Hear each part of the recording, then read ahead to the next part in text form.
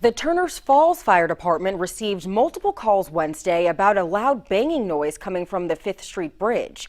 22 News reporter Jennifer Zarate joins us from our Franklin County Bureau to tell us what was causing the ruckus.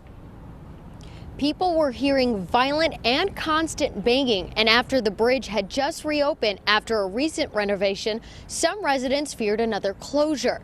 Turners Falls Fire received several noise complaints late Wednesday afternoon.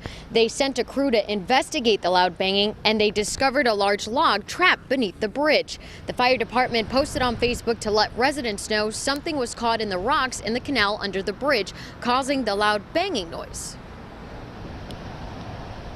Came down, we took a look at it, found a large log pinned underneath the bridge, making a lot of scraping noises. And due to the bridges here in town, people made several phone calls to the firehouse asking what's going on, thought there was a problem with the bridge.